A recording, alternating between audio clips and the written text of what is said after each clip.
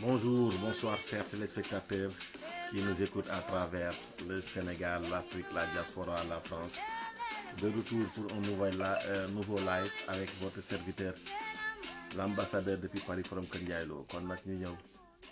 ñëw def live bu am solo. On va parler de l'actualité au niveau national et international. On va parler de ce qui se passe aussi en Iran et les attaques continuent. Donc après l'attaque des États-Unis d'Amérique dans des bases nucléaires au niveau de l'Iran. L'Iran est en train de riposter à Qatar, etc., etc. On va revenir. On va parler aussi de la fête de la musique célébrée par le premier ministre Ousmane Sonko en Chine, en laissant son pays. Et il a préféré partir célébrer là-bas. Donc on va en revenir, etc. Et les problèmes au Sénégal, les difficultés, des modou, des fatou, etc. partout. On va parler aussi l'ambassadeur honoré par les femmes de Réumi. Donc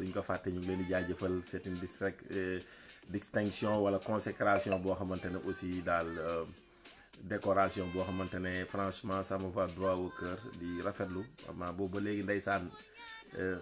nit ñaa ngi woote ndeysaan di rafetlu des fois nit moom am luñ la yéene quoi franchement waaw xëy na des fois ñu naan les petits détails font les bons résultats mais des fois naan bi nga def benn jëf boo xamante ne dina réussir lu bari ndeysaan nit sax dafay jaar soppale ne ambassadeur franchement ça vient en son heure mel ni dañ leen tappal chevalier de l'ordre national du mérite et loolu rek dafa am solo ayca sinon mbokk yi ñu ñëw rek def débriefing bi le live d'aujourd'hui. Plainte pour propos offensants. Ousseynou Seck alias Akhenaton arrêté à l'aéroport Blaise Diagne est contraint de répondre à la cybercriminalité. Dakar Actu nag moo publié loolu nee nañu Akhenaton ñu naan ko Ousseynou Seck te ngeen xamoon ko mu nekk bras droit de Ousmane Sonko di yëngu si Pastef gis ngeen ñoo doon dajale xaalis yi ñu naan jox booy yi ak manifestation yi stratégie yi ak ñi nga xamante ne ñoo daan attaqué suñu kilifa diine yi kilifa aada yi ñoom ñëpp moom mu ngi noonu nag moo jiite woon le commando en chef fii si diaspora bi. Dakar Actu nag ñoom ñoo ko wax publier ko repris par beaucoup de sites internet tamit ñu leen jotal rek nee nañ arrêté nañ ko war a répondre nag fële gannaaw tamit kilifa diine yi ñu naan wax ne dañuy attaqué yooyu nañ si ñëw Malick Ndiaye ziar naa la di la dégg bu baax my brother donc ayca en attendant le rapport laajal leen ma borom réew mi fu mu toll si test ADN bi ba xanaa Bob Marley du yeewu kon nag kii baax yaay loolu la posé question mooy photo bi nga xamante ne Ndeye Khady Ndiaye génn na ko ñu gis si doomu Ndeye Khady Ndiaye bi am ay wax yu si jib Sénégal yëpp nag am kuy niroole ñii naan golo ñaaw na waaye du bàyyi ba la nirool et cetera gars yi daal test ADN la ñuy recommandé ñu def ko nag xëy na nag bii moom kenn du si wax ne complot wala lool. Aïcha, depuis la Seconde Guerre mondiale, aucune nation n'a osé lancer une attaque officielle contre les États-Unis ou leurs intérêts, sauf l'Iran. La première fois, c'était en 2020 et la deuxième selon les médias et à quelques heures, Mohamed qui n'a pas commencé,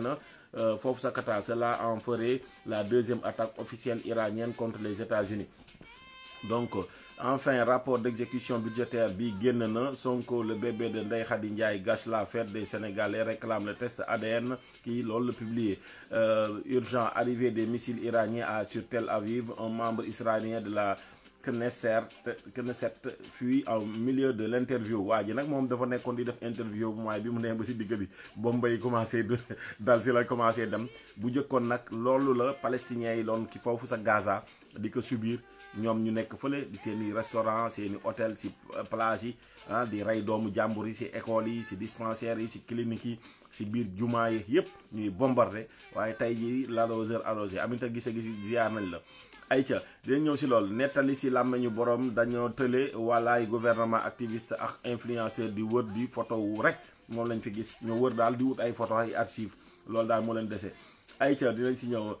man père Adama Gueye laa bëgg xëy na dàbbali ay missile si kaw guñaafie yi waaw wëndeelu ba miir kooku moom la baax yaay publié. Père Adama Gaye nag moom mooy kiy wax génne ñetti compagnie air sénégalaise yi waaw yi nga xamante air Sénégal yi nga xamante ne am nañ ko muy air wëndeelu air tambambalu air taxawaalu kon mu ngi waaw air wëndeelu nag moom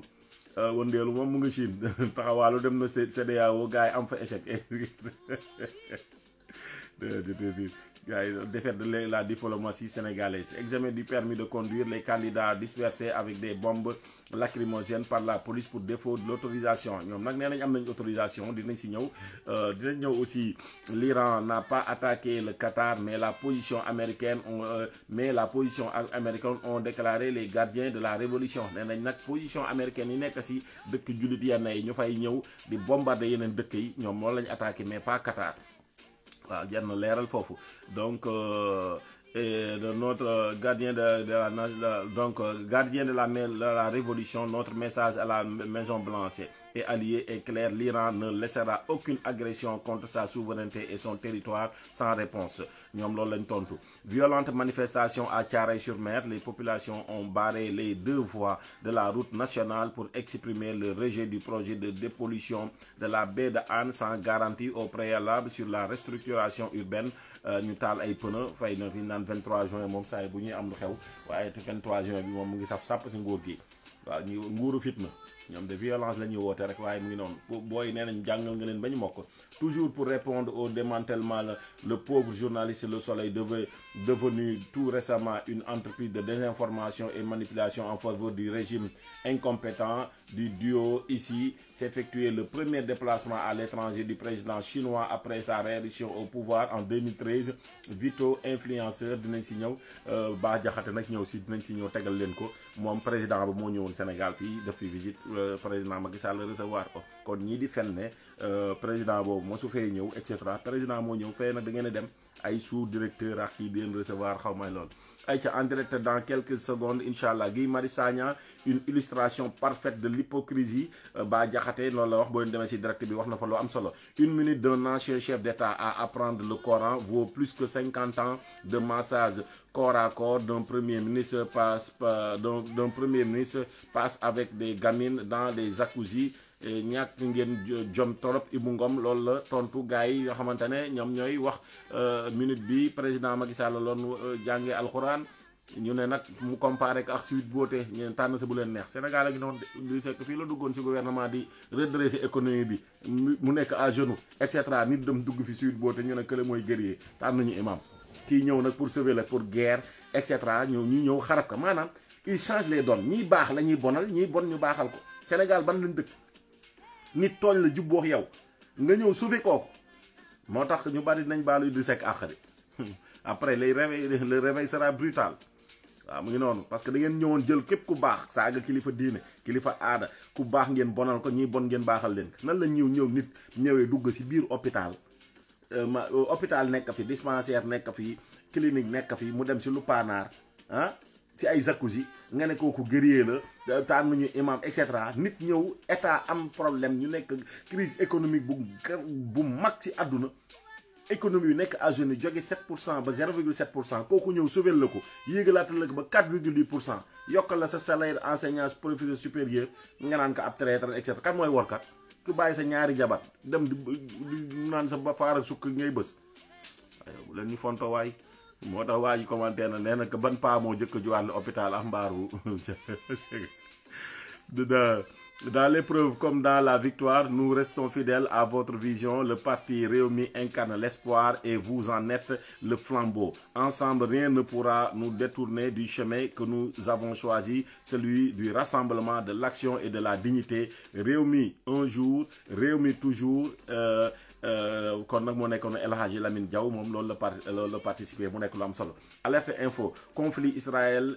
Iran, Donald Trump annonce un cessez-le-feu complet et total d'une durée de 12 heures. Badara Gadiaga, Karim Xurum Xat recadre l'État Pastef, Free Abdou Nguer et les otages politiques. Pas de droit pour la musique utilisée. Micro trottoir 0033 753 21 80 89 yàlla na jàmm yàgg gaay ak libéré leen Farba Ngom libéré leen Moustapha Diakhaté Assane Diouf Abdoulaye Ndiaye Lat Diop et cetera otage politique yi ngeen jël si rien du tout yéen bu loon porte plainte rek la ñuy tëj ko yéen yéenay fees si kaso yi yéenaw ñu kenn kaso quoi mais Sénégal ñoo ko moom wax leen seen xalaat bàyyi ñeneen ñu wax seen xalaat wasalaam ayca loolu mooy laaj bi wacc leen ni bu la ayca si noonu nag ñu commencé dem kii bi waxtaane li nga xamante ne mooy kii di ngi jaajëfal mouvement M2S seen taxawaay rafet na leen masawu si kii fi jóge génn àdduna ak parti réew mi yëpp di masawu ñëpp waaye sénégalais yi yàlla na yàlla def jàmm def fi salaam di nuyu waa vie politique réew mi international kàddu askan bi ñu leen face aux activistes politique ak démocratie FRDS yéen ñëpp ñu ngi leen nuyu sama système Mati 3com aussi et cetera yéen ñëpp. ayca ñu dem nag si actualité bi indi lan lañ leen di indil nag si premier chapeau yi gis ngeen Ukraine ba ab gannaaw Ukraine kii bi gis ngeen États-Unis ñoom ñoo jël temps yi moom waaw ayca ñu ñëw sans papier yi Sénégal fii France yi nga xamante ne de 18 ak 19 bi ñu bari doon nañ leen rapatrier injustice yu bari am fii ñoom sax wax nañ ci. Des faux documents avec des fausses dates pour faire des obligations à quitter le territoire français, des OQTF. Alors, monsieur le préfet de police, monsieur le ministre de l'Intérieur, j'espère que vous allez regarder cette vidéo. De toute façon, je vais tout mettre ça par écrit, vous envoyez un courrier. Parce que c'est très grave. J'accompagnais un jeune mineur non accompagné qui était à la Gaîté Lyrique et qui s'est fait donc évacuer. Et à cette occasion, il a eu donc une obligation à quitter le territoire français. Sauf que dans ce document, on met qu'il est né en 2006 et que donc il est majeur. Or, moi j'ai vu tous ces documents administratifs, que ce soit sa carte consulaire, que ce soit l'extrait d'acte de naissance et bien d'autres, montrent qu'il est né en 2010 et donc il est mineur. Eh bien ouais, mais alors, il y a un faux qui a été fait comme ça, on sort cette date de 2006, je ne sais pas d'où. Et c'est un véritable scandale, tout ça pour faire du chiffre sur les obligations à quitter le territoire français. Résultat, ce jeune homme, eh bien, il est assigné à résidence, il va devoir pointer au commissariat 2 fois par semaine, il va devoir bien rester dans le centre d'hébergement de 14h à 16h, enfin bref, il y a un acharnement administratif qui se fait, mais c'est honteux quoi, tout ça à partir d'un faux. Comment la police de la République française peut se permettre de faire des faux sur des mineurs sur lesquels elle a une obligation de protection. Le défenseur des droits et le foudrage également de cette pratique qui vise à se systématiser, eh bien on continue la bataille, c'est inacceptable. La police fait des faux documents. ayca mu ngi noonu mooy li nga xamante ne mooy xew foofu moo si fii si France ñu gis ngeen le 18 le 19 bari na ñi nga xamante ne dañ leen wax OQTF obligation de quitter xamul le territoire français donc bi nga xamante ne ñu bari kii nañ ko gars yi contrôle yi jàpp nañ si ñu bari plus de 700 personnes arrêté nañ leen pour rapatrier leen bokk na africain yu bari ak sénégalais et cetera peut nationalité yu bari mu nekk lu ñaaw ba tubaab yi bari sax ñu ngi koy ñaawlu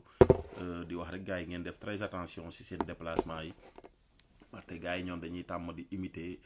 États-Unis lu ñu def fële rek ñu commencé aussi attitude sénégalais yi aussi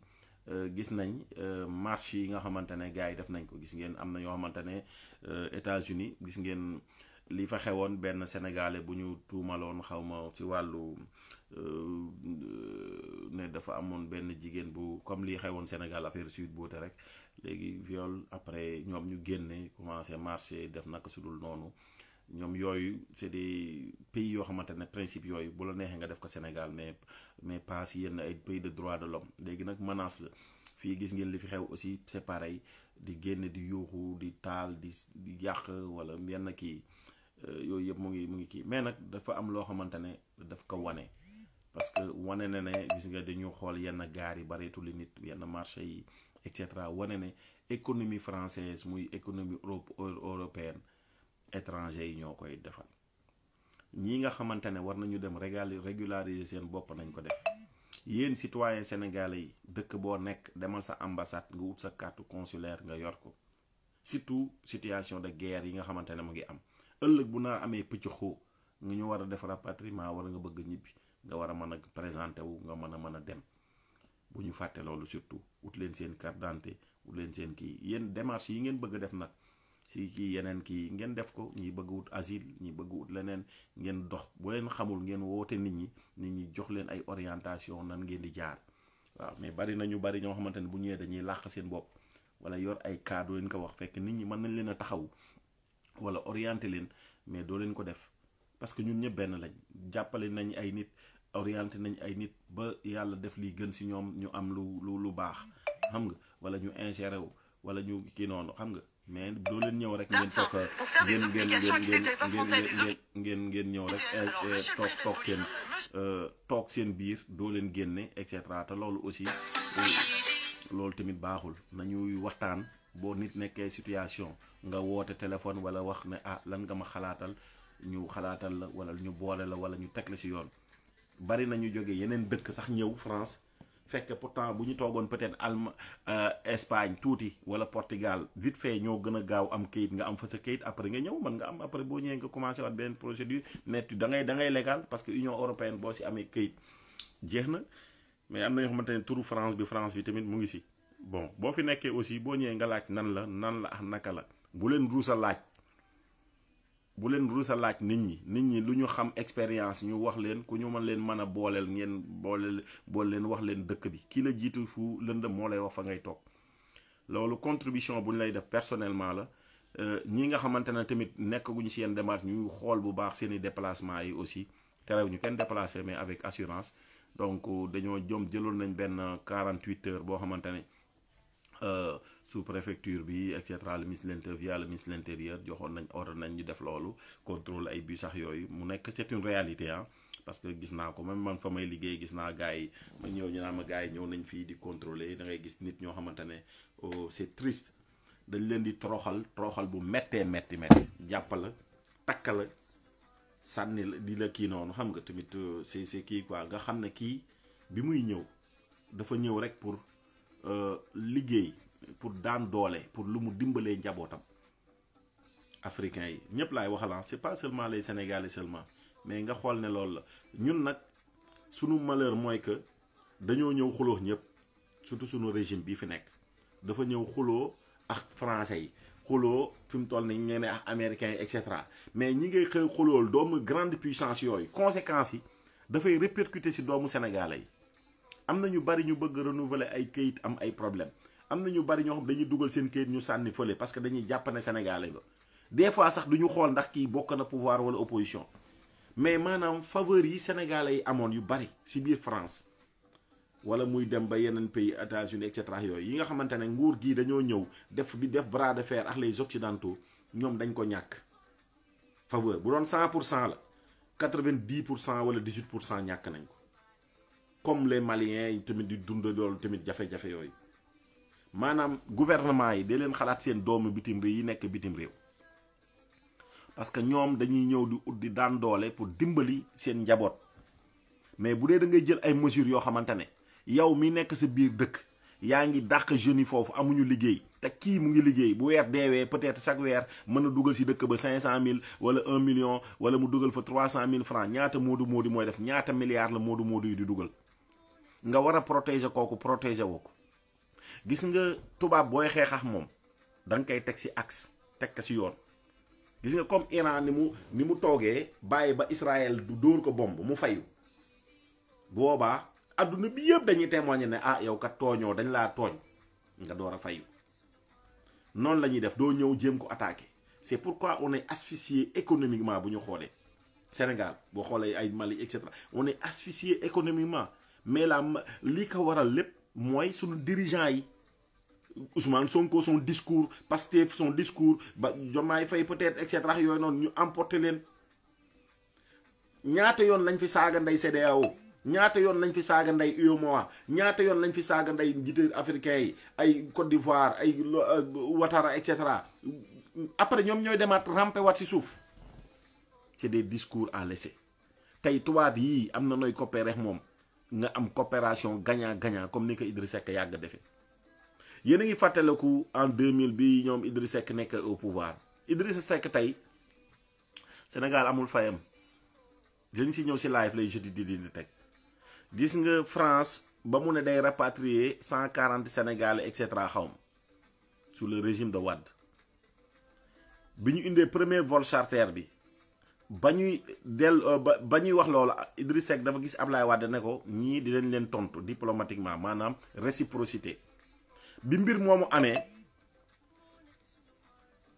dafa wax force de défense et de sécurité ñu dem ci Petite Côte beex yooyu yëpp ñu jëli bépp tubaab bu fa nekk en situation irrégulière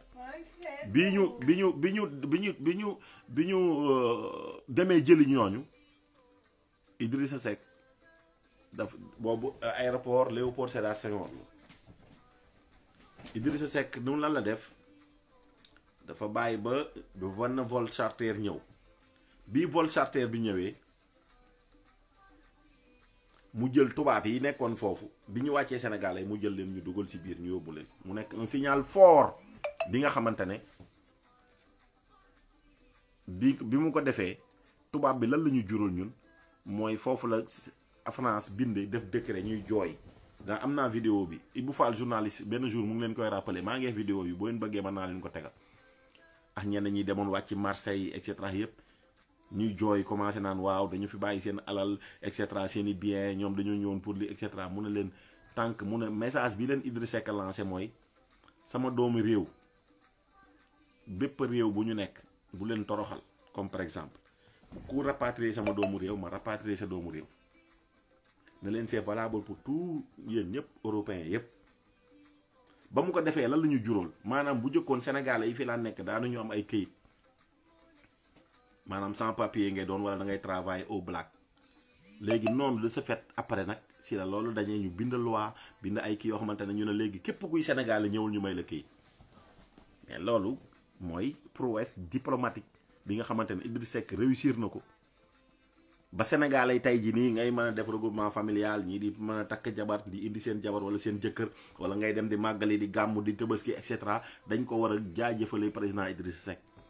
parce que tey fii surtout ñun waa France bu ñu demee ba moodu yu yor seen i këyit ñi si bari la majeure partie si barkeb Idrissa Seck la loolu diplomatie la relation internationale la xam ni nga koy defee parce que la mu wax Ablaye Wade rek ñooñu ëpp arme ñooñu ëpp xaalis mais ëpp ñu ful la mais dafa am ay kàddu ak moyen da ngay xam nga borom doole xam nga gaynde bu jëkkee ki rek ñëw dóor la boo ñëwee fekk soo ko gaynde dóor ko lu la si fekkee yow la mais bu la gaynde gi dóoree nga dem armé wu fële yor sa cokket wala nga yor sa benn kii wala jékki rek bett rek du dóor da ngaa fayu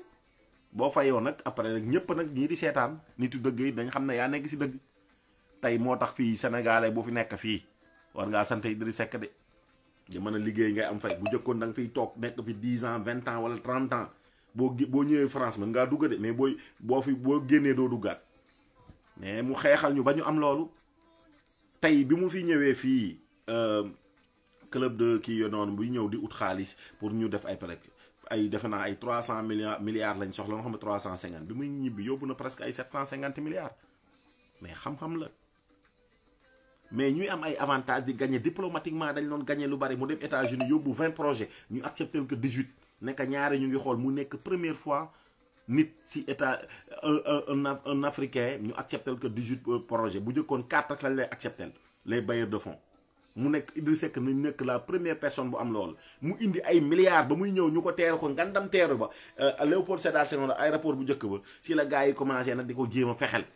naan ko kii Ablaye Wade say tànk lay kii et cetera te Ablaye Wade sax moo waxoon bu pare daf koy jàppale maanaam xam nga rek buur aayul dak yaa aay jéem ko jaxase créé ay chantier de Thiès te dara du si dëgg lépp ay fen la woon nan la mujjee am non-lieu total amul benn tribunal si kaw suuf bu ko mës a porter plainte ndax dafa détourné dafa sàcc xaalisu askan bi et cetera yooyu mais nguur moo mel noonu les jaloux les gens entourage yi ku nekk da ngay am say kii am sa ay clans yi commencé déclenché wu xam nga ñu commencé def noonu mais daf ñu xeexal indil ñu loolu ba Ablaye Wade dem si sëñ Saliou ne ko ñaanal ñu indi ñu fi mu toll nii am nañ xaalis bu baree bari boo xamante ne ñaanal ñu xam fan lañ ko war a def mais loolu Idrissa Seck moo ko liggéey premier financement autoroute à péage moo ko fi indi tax ñu baal ñu boru 1272 milliards amul benn président bu ko def ak gouvernement am depuis 1960 dañoo amee indépendance ba léegi lu tax doo leen ko wax lan moo tax lu yu baax yooyu Idrissa Seck wax def ko joxal ko askan doo leen ko wax ba mu defee déclaration de politique générale le 3 février 2003 ba mu xëyee sa ëllëg la leen bépp bon impayé bu paysan am na dem ñu fay ko demal fu gën a jigéen ñu fay la amul benn premier ministre bu ko def ci histoire politique du Sénégal bu amee génnal leen ma ko nee leen premier ministre bii yi fi jot a am 1960 ba 2025 bii ñu nekk waaw ne premier ministre def na déclaration de parti politique général xëy sa ëllëg sa def ko comme par exemple nga def ko dimanche xëy altine ñu fay bon impayé yi xamante ne dañ leen 1960 ba fi ab Senghor nekkee def 20 ans Diouf 20 ans mu nekk 40 ans parti socialiste ñu ñëw mu ne leen bon impayé bu sa bàyyi sa maam waccoon bu génnee indil këyit gi demal fii la gën a jege ñu fay la mu ne baykat bu bayee ba pare balaa ñax fenn di fay leen ko borom Idil rek moo ko fi def li jënti xaalis milliards ñu fay leen lépp leer na fépp mais ñun dañu bañ Sénégal dañoo mel ni ñun bëgguñu lu baax quoi ñun lu bon lañ bëgg dañuy ñëw fekk ay pervers dañuy ñëw fekk ay saagakat ay waxkat lu bon di tuumalaate sosalaate et cetera kii di ñëw di liggéey di la tegal ay fait lu factuel dooy gis sa bët nga ne déedéet naa jël ku lay promettre di la révélo di la reeloo ngay commencé waaw 2 mois ma defar Sénégal xéewal gi saawaan baawaan te kii mu ngi lay defal ngay gis indil la internet chiffre d'affaires Sonatel plus de 150 milliards 2024 xaw ma la ñu waxoon ay ngi lay am chiffre d'affaires par trimestre presque 600 milliards si at bi mu ñëw gedd ay milliards xam nga ñu ngi naan Thierno Alassane Sall doon nañ ko fay 12 salaire 12 millions mu ne dafa bari dañ ko si félicité si loolu mais Idriss Seck a fait plus et mieux même internet bi ngay connecté woo ngay woote portable di connecté wu nii mu indil la ko yow xamoo ko woon Sénégal xamu ko mu jël nom de domaine bi ñu ne ko kaay jaay ko état kaay jaay ñu ko mu ne non délit d'initié la parce que ministre d'état la jël ko maye ko internet mu ngi ñëw en 1995 la dugg si àdduna Idriss Seck jënd nom de domaine bi bu leen fàtte 95 16 noonu moom moo nekkoon ministre du commerce ba muy wax Abdou Diouf internet gars yi xamuñu woon luy internet mu nekk benn monde bu virtuel la et cetera indi ko tey ñu bari si la ñuy connecté aussi la ñuy live si la ñuy amee ay groupe de presse si la ñuy defee di kii et cetera loolu si barkab Idriss Seck la des fois ngay ñëw naa Idriss lu mu fi def teew li nga fi def moom la sa baay di liggéey si la lay fayee et cetera si ngay dégloo si ngay informé woo li nga may dégloo nii Idriss Seck la moo la connecté àla ki ba pare bàyyi loolu ay milliards la mu xañ ko boppam xañ ko parteem xañ ko waa Thiès xañ ko jabootam tey bu moomoon loolu moom tey jii la kii loolu du xaalis riz parfumé bi ñuy lekk PL 480 kan moo ko indi Sénégal en Serigne Fall moo di jiite Idrissa Seck moo ko fi indi bu jëkkoon ceebu fas bi la ñuy lekk laaj leen seen papa yi ak seen yaay yi xale yi yéen laay waxal yéen ñi ko fekkewul am na ay mag yu xam li may wax ceeb bi ñu naan lekk bu jëkkoon da nga naan tànn boo koy lekk ay xeer ngay daj imagine toi ceeb nga daj ay wala ay maalam picc da ngay tànn ñaari fan wala ñetti fan pour mën a am qualité ceeb nga mën ko lekk ndekete ceeb bu fas bi la moo daan rey sunu papa yi sunu maam yu bari problème mu biir parce que appendice benn sac bu ndaw la lépp luy xeer boo ko lekkee day dugg foofu bu demee ba fees boo amul xaalis boo ko opéré da ngay jaar dee mais góor ñu bari si lañ dee ay feebaru biir dee amuñu opération xam ni Idriss Seck ñëw na leen ceebu fas la ñu dindi ko kon ku mel noonu dañ ko war a sant gërëm ko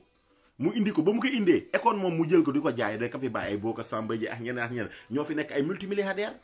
kon geste boobu Idrissa Seck def ay milliards la renoncé yéen xam nga ay millions ngeen di wax naan ay salaire diw ay kii Fadilou Keita ay 7 milliards et cetera ñu naan le don de soi pour la patrie Idriss Seck daf ko exercer maanaam renoncé ay milliards wax naa leen ko si internet bi ay milliards la chiffre d'affaires yow kan mooy bàyyi nga ne ñu ne chaque ñetti weer nga am fanweeri milliards nga bàyyi ko nga war ko mën a gañe moom ko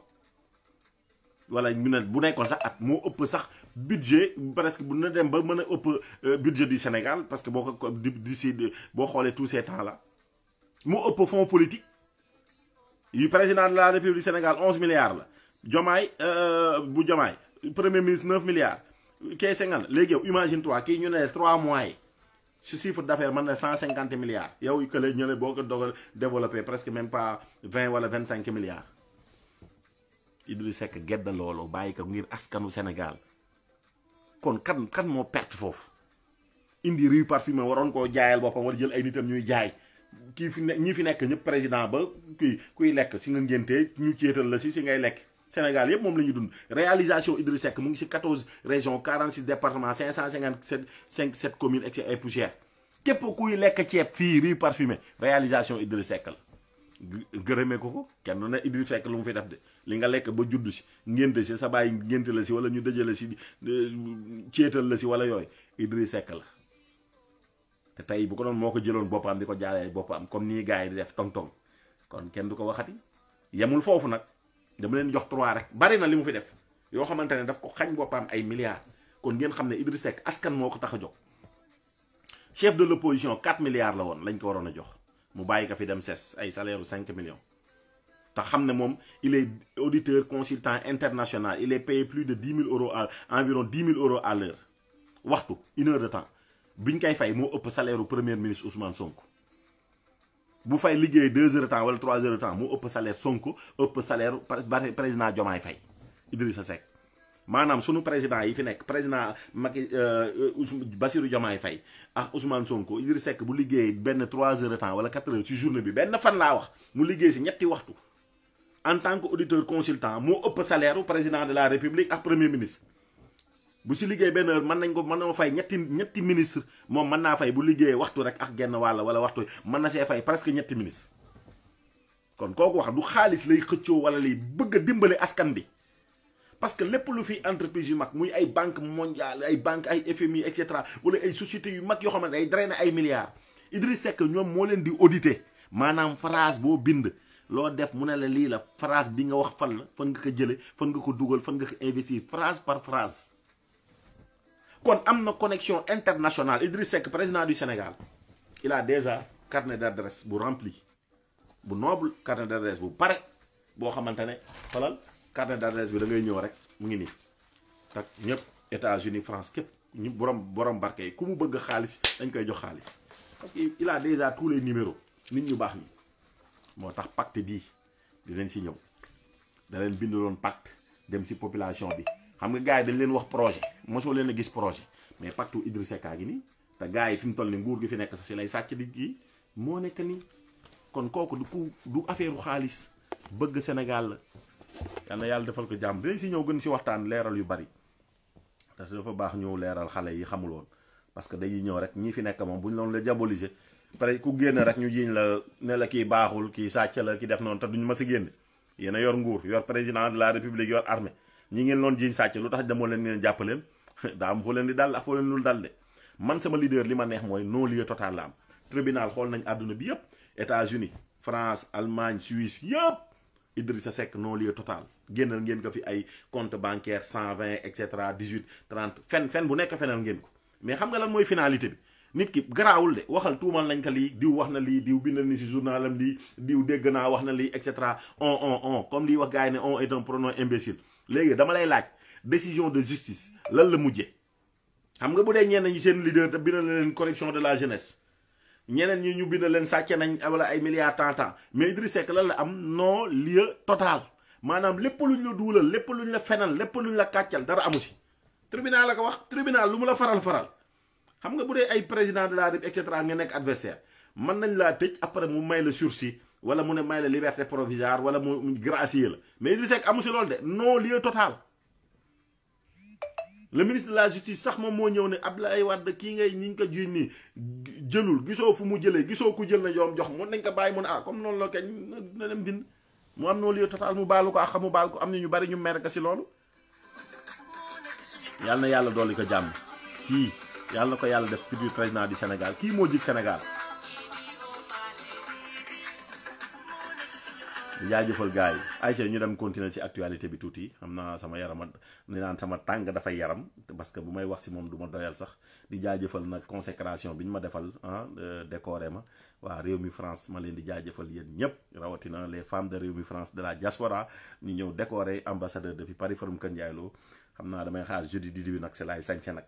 waaw bu demee Sénégal di ko sañse xam ne consécration bu mag la peut-être mën naa wax sax une première mais ce qui fait croire à la force l'augmente ça si ngeen mën nag daay di ngeen xam ne maa leen gën a gore ayca ñu dem jëli ji réaction Karim Xrum Xax Karim Xrum Xax Ousmane Sonko bu muy jël fii bi muy taxaw di jël avion présidentiel bi di ko yóbbu Mauritanie nga xam ni avion pour mu jóg rek stationnement rek ay 50 millions kérosène beeg yooyu noonu boobu fu Guy Marius nekkoon moo ñu jaaxal waaw xoolal Guy Marius Sagna dañ koo dàq xam nga dàq dañ koo affecté boobu Diouf Sarr boobu régime bi fi nekkoon Macky Sall moo fi nekkoon ñu affecté Guy Marius Sagna ci ku may gars yi dañuy xeexee gars yi rek boobu nekk ci pouvoir bi am ko jël ko affecté ko comme yooyu noonu ñëpp jug ñaxtul ko naxarlu ko Barthélémy Dias bii tey jël ko foofu déjà sax dafa wàcc yoonam foofu la commencé wàcc principe foofu la ko njëkk waxee raay gars yi lu ne yàq nañ ma ko mooy déjà baat bi ñu ko jëlee non baat bi ñu ko jëlee après dafa changé woon moom dafa ñëw ma ne moom déjà waru woon accepté sax liggéey ci mairie Dakar parce que mairie Dakar bu fekkee Guy Marius bi woote dëgg la bu mairie Dakar bu maanaam bu baat mairie Dakar amee problème ak ambulant yi kuy xeexal ambulant yi bu ñëwee ci baat bu ñëwee ci moom nu leen def foofu la commencé wàcc principe foofu noonu ci am na ay kii yoo xam ne ci échange affaire échange la woon foofu noonu te moom France dégage doon xeex ñaata yoon loolu échange dégage doon wax démarche échange dégage. Après gisoo ko moom démarche noonu def foofu. benn lii xew ci Barthélémy Dias da ko taxawu jël ko. di ko Barthélémy Dias jëlee. mu nekk fa Barthélémy Dias taxawu ko fekk mu ne du dem. Barthélémy Dias jàppale ko jël ko taxawu ko ànd ak moom jox ko salaire jox ko liggéey pour mu mën a yeggali xeexam. taxawu ko ci lépp ñëpp gis Sénégal ñu ko Barthélémy Dias taxawoo. ñii ay workat lañ parti workat lañ. Barthélémy Dias élu démocratiquement par le peuple par suffrage direct ci mairie Dakar Ousmane Sonko fexe ba yàqu loolu par haine. mais lu ci Ousmane Sonko moom. ah mooy kii boobu Ousmane Sonko xam nga Ousmane Sonko. parenthèse la rek de bul taxaw foofu ma yeggali ci Guy Marius Sagna. Barthélémy Dias du débat bi ci Guy Marius Sagna nekk.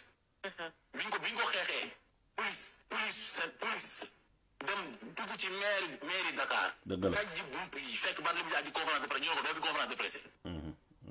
te boobu mi ngi nekk maire de mi ngi nekk maire ba tey. yooyu yëpp am na fi. fekk ay mandataire yoo xam ne mandataire mairie Dakar lañ nekk ci mairie bi di def seen conférence de presse police. conseillers municipaux yi ñu leen di dàq seen biir conseil municipal. est-ce que mosu ko dégg mu yëg yàlla. déedéet waxu si de lii di saytaane. bi ñuy révoqué maire Barthélémy Dias wala bi ñu koy révoqué di ko toppati maire bi ci loxoom. aja yaa muy dégg. loolu waa na Guy Marius Sagna. Guy Marius Sagna contre fa lay def. li ñu gëm mooy injustice dañuy xeex. injustice bi daal Barthélémy Dias. mais koo xam ni waxuma la dara même bulu dara dañuy séq teranga. mu taxawu la bi nga nekkee ci problème. ñu jàpp ko toroxal ko. l'immunité parlementaire toroxal ko nangu mairie bi toroxal ko. yow dafa seetaan fayul mais est-ce que non grave mënoon na noppi mënoon na maanaam mën na bañ a def dara. mais est-ce que dégg nga benn yoon Guy Marius Sagna yi yàgg ci defal Barthélémy Dias benn yoon rek bu baax tooñee sax ne ko yaa tooñ. xanaa sax ñu ne xanaa àtte nga sax yaa ngi Sénégal nga mel ni ñëw lu tax loolu xoolal li fi xew ak fi Barth jaar ak moom yëpp ku ragalul Guy Marius Sagna doo nit xool Barth fi mu jaar ak dafa taxawul Guy Marius Sagna la te Barthélémy Dias moom loolu moo ko taril taxaw waaj rek la fi nekk moom dafa mën sonn ci yëfi jàmbur noonu la mel est-ce que comment ma expliqué. waaw Idrissa Seck ayam ne dañ lay sonal ba pare mais dañ lay kii Idrissa Seck sax moo leen tane moom. Guy Marius Sagna amee problème ni ko Barthélémy Dias épaulé. ku ko am problème nga mu kii wala mais boo doo ko retourné dans l'ascenseur mais nag ci dëgg lay ànd ak nit Idrissa Seck loolu. ci dara. bu fi dem Ziguinchor dama la gis ñuy fecc naan Ziguinchor am na urgent. am na. urgent. Ziguinchor am na urgent Ziguinchor. barke Rasoul te ñoo doon xeex Auchan. parce que dama bëgg xamal quoi en réalité xoola te loolu mooy li nga xamante ni ñun dañ ko doon xeex maanaam Auchan dégage la ñu wax France dégage. wax waxu souveraineté monétaire. oui vous avez dit cela. maanaam doomi réew mooy defar réew. di wax bu ñu jël ay marché di ko jox ay ASER ay ñuy dégg ay espagnol ak ñuy dégg sari boobu ana Guy Marius Sagna. yow ñu yaatal ko ana Guy Marius Sagna. kon yow c'est la rapport ak li mu wax. li ma comprendre ci moom. moom loolu la day xool commentaire yi. day déglu Sénégalais yi. voilà day xool commentaire fu Sénégal yi féete mën a xaaral jéem a def dóor benn kii. loolu lay def day xool peuple bi. ñoom amul sañ-sañu dëggal boppam mais dama ni li mu daj ci Sénégal. Guy Marius Sagna li mu daj ci Sénégal. xam naa Guy Marius Sagna quoi. xeexal na Sénégal nañu waxante dëgg. dañ na fi lu ne ñaari muus bu ñuy xeex sax Guy Marius Sagna dem taxaw leen. waaw bu dee taxaw dafay faral. ñaata enseignant ñaata dimanche non ñaata travailleur lañ licencié ñaata lañ wax du travail bi nekk rek. waaw mbay ji mi ñaam ci yéeyaat bi. dañu waxtaan rek du ñu ci yéeyaat bi moom mi. Guy Marius Sagna xeex na ba xeexal voilà xeex na jamono yi Macky Sall xeex na ba xeexal ASP yi. bu ñu xeexal ASP yi maa ngi koy fàttali wala bi police ñëw dafa tëdd ci tali bi. ñaata kii travailleur lañ licencié ñaata travailleur lañ licencié. ñu naan 30 000 ñu naan 60 000. déedéet. ana Fra. te fu mu nekkoon noonu. wala daa am dafa réeroon wala dafa am yeneen activités yu mu nekkoon wala dégg yëgu ko. déggul loolu. déggul ni Sénégal fi nii toog nañ plus de 3000 et quelques xëy ñu gont ay nit yu am seen ay ñoo xam ne ay CDI lañu amoon ñu dàq leen. waxuñu ko ci port. waxuñu ko feneen ak feneen ak feneen ak feneen déggu ko. ay BD yu ni mel. waaw. waaw xam nga Guy Marius Sagna nekk foofu parce que Pastef moo en fait nit ñi ñoo commencé découvrir au fait vrai visage du Pastef nañ ko ñun du ful moo ñuy diriger moo tax principe dafa baax. d'accord. puis Guy mi yaa ma ji lan la moom c'est panafricain la. loolu la doon ñor di moom panafricain la doon ñor di. kon yow da nga jàpp ni li muy wax nii yëpp. léegi panafricain Sonko la kañ léegi. ba mu nangoo nekk député pour nekk député parlement CEDEAO boobu loolu ci concept am di. ah ouais. panafricain xam nga ni CEDEAO moom mooy kii mooy. Sonko taxawul fi ñoom taxawuñu fi di ŋaañi CEDEAO. CEDEAO lañ doon ñaaj CEDEAO nekk syndicat des présidents. tey jii ñoo doon xëccoo pour CEDEAO ñu dàq. CEDEAO ñuy complété CEDEAO nga xam ni président africain bu dee CEDEAO moo la rey tous les révolutionnaires va voir Sankara va voir ku mos a tudd français ku mos a créé ku bëgg teg sa monnaie bopp rek France moo lay comploté jaar ci président CEDEAO yi pour wàccee la loolu dafa yàgg di moom loolu xam na ko xeex na ko ba tey bi ñu ko opposé ñoom dañoo amoon ak CEDEAO yow gëmoo principe bu CEDEAO gëmoo CEDEAO ñu yàpp la jox la def la comment dirais-je un représentant député de CEDEAO nga dem CEDEAO taxaw fa naan nag lan ngay représenté fa loo koy wax. mais tamit. xam bu baax mi expliqué. bi ñuy créé. France dégage bi ñu koy sos maa ngi toog nii. man Fatima Mbeng Ben Taleb Sow Adja Samir Seck maa ngi koy ziar ma nga lay xam nga France xam fu mu nekk mi ngi Europe. mais nag nama la wax ñoo xam dañoo yàgg xeexal Sénégal quoi bi ñuy créé loolu maa ngi toog tant lu bopp Jumaris dama weddi ci tere laa koy wax kon man li wax dama koo xam man Jumaris dañ naan toog comme maayo ni ñuy toogee ànd nañ xeex bu ne dañu créé woon benn collectif temps yi gis nga benn collectif boo xam ne c'était pour famille policière yi lañ doon xeex bëkki dé maa ngi dégg benn booy bu police yombal dóor ba mu dee ñu ngi koy dégg ñu koy wax man ñu ci def vidéo ana Jumaris si loolu ana collectif yooyu collectif doon xeex famille policière dañ doon xeex pour souveraineté monétaire dañ doon xam nga Jumaris fan la njëkk a commencé wàcce mooy bi mu taxawee moom waaj pour te dire en fait Jumaris ni ko doy waar la. Ah ouais? Si. C'est des faux types. Parce que dafa ñu fa bari. ay kartam la yor di joué. gis naa gars yi am na xam ne ñu koy partagé noonu ji. loolu léegi ñi ko waxoon bu yàgg nag. mais gars yi wetti nañ ko quand même. non moom laa lay expliqué. Ah. li ñi ko waxoon bu yàgg nag ñi waxoon ni mais naka lañ mën a toogee El Malick Ndiaye taxaw mais day jënd ay oto ba pare muy premier sortem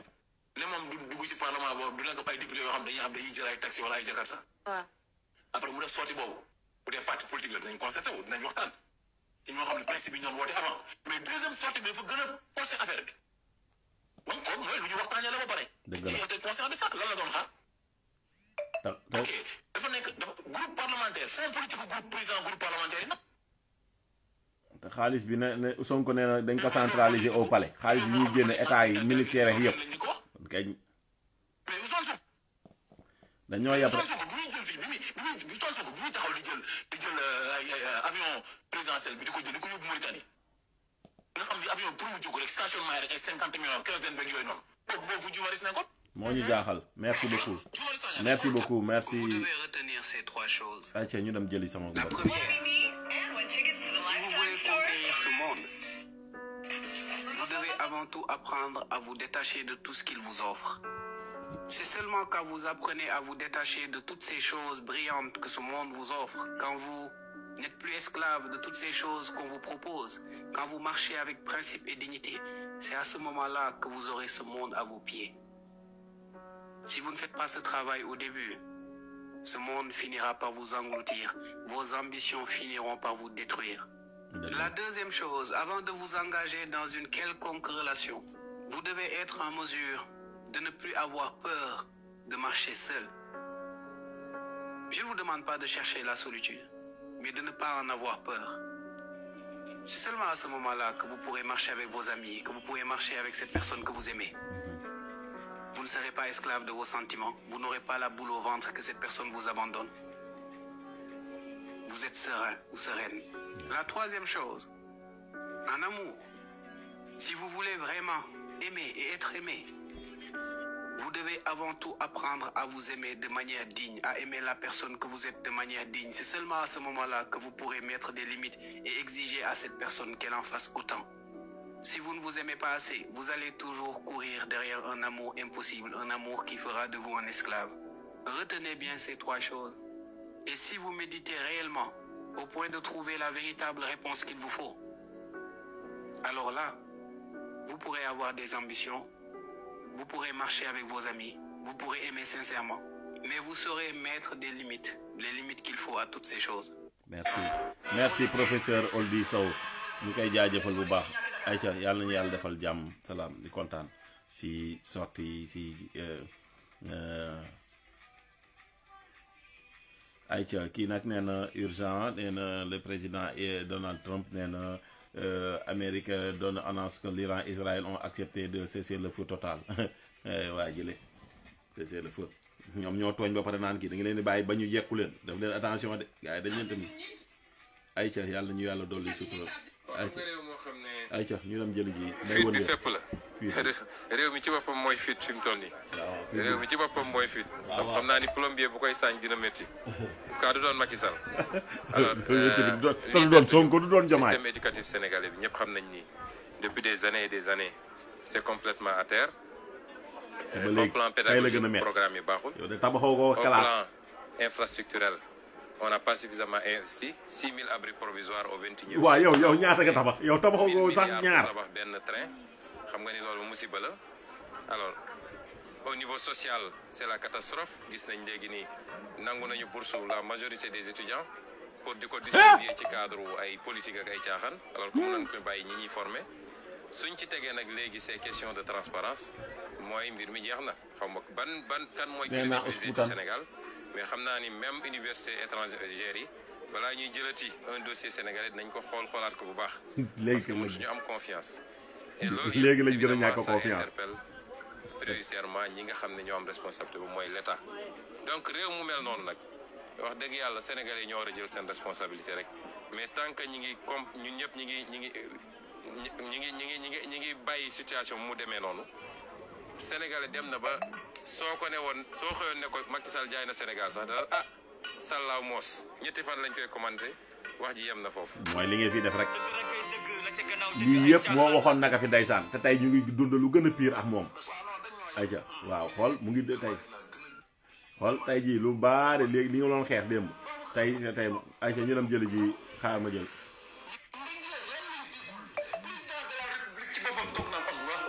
dégg nga Allahu akbar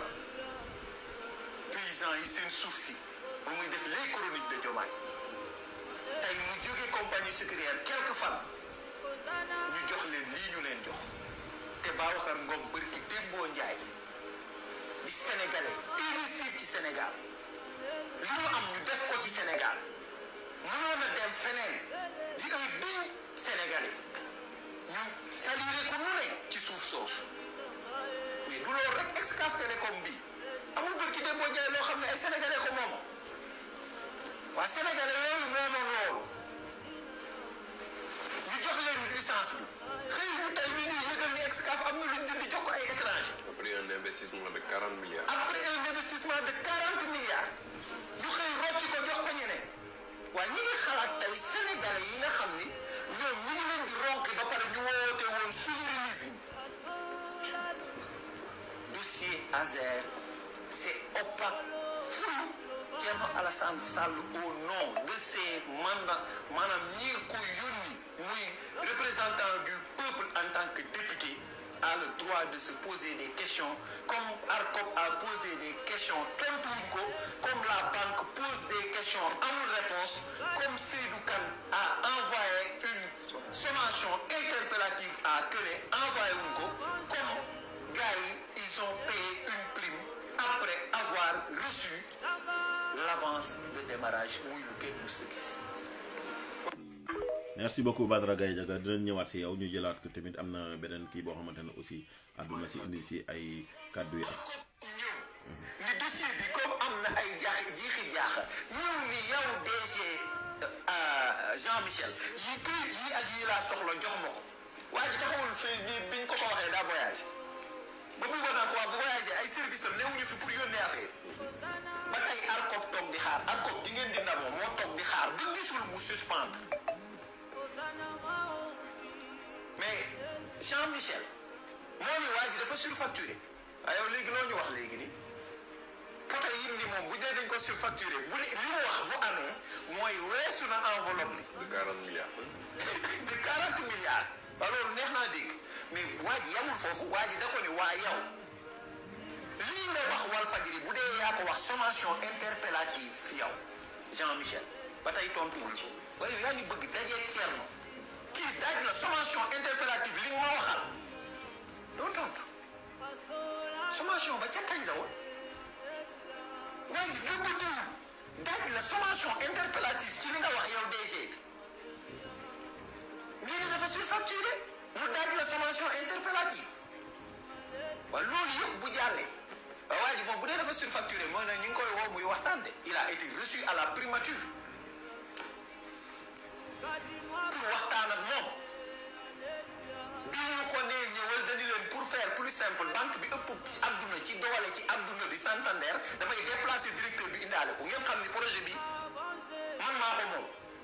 indi directeur banque bi ñu àndandoo ñëw fii primature ñu recevoir le ñu wax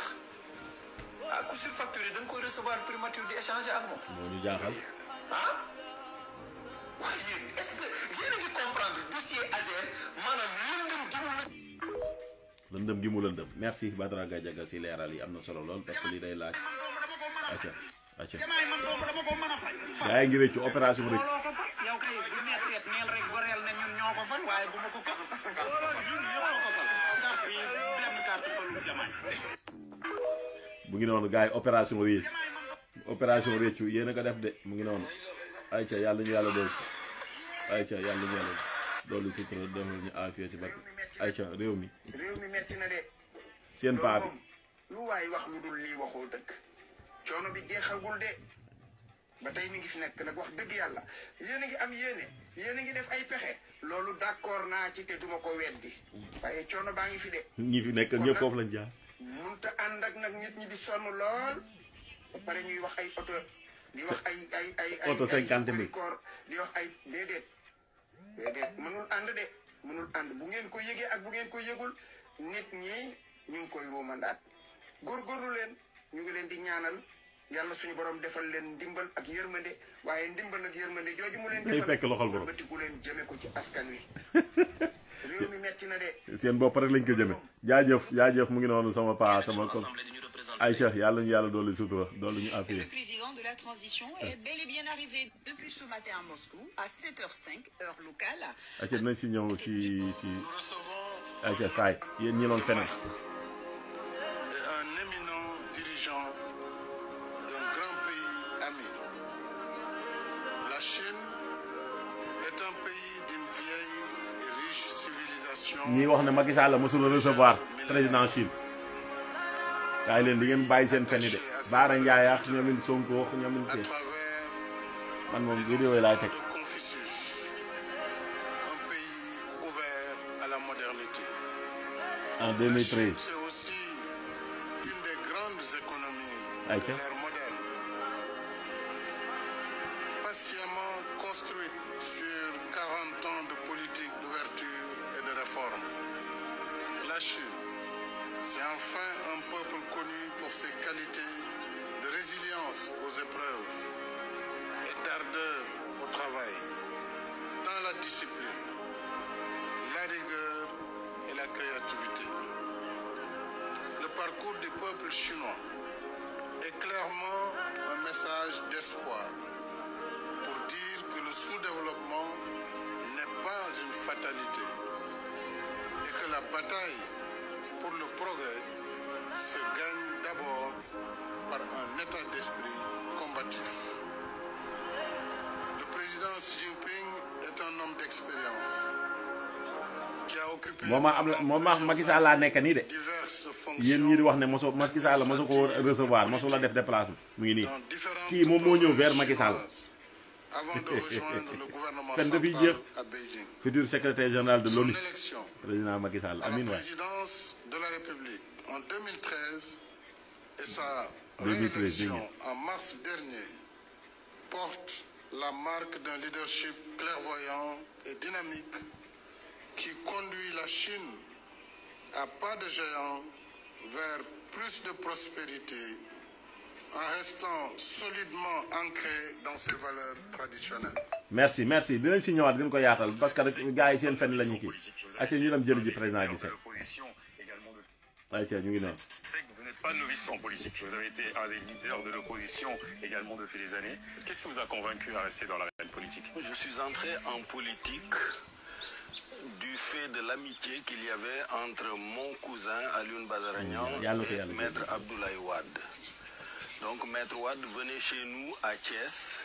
quand j'avais 13-14 ans. Et c'est comme ça que je l'ai connu. Mais je suis vraiment devenu homme politique bien après. En 88, Je suis allé dans le bureau de Maître Wade lui présenter quelques idées pour sa campagne électorale et il a décidé de me nommer directeur de campagne électorale. C'était le premier de l'histoire politique du Sénégal. J'avais 28 ans. Après, vous n'êtes pas novice en politique. Premier directeur de l'histoire politique du Sénégal, c'est Idrissa Seck. Kon gars yi ngeen xamé ko non. Yalla ñu yalla doli ko jamm. Ayca bu ñu paré ci lolu da ñu dem ñëw ci li nga xamantene moy ay jafé-jafé Sénégalais di ko dund. Waaw. Gars yi néna Sonko ni taxañ. Wàccel tapis rouge bi, taxañ yobbu.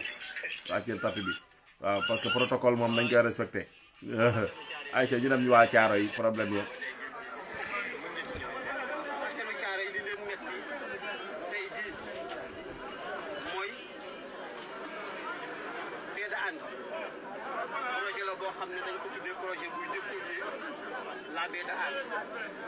mu nekk lan ndox moo xam ne dafa lan jógee Dakar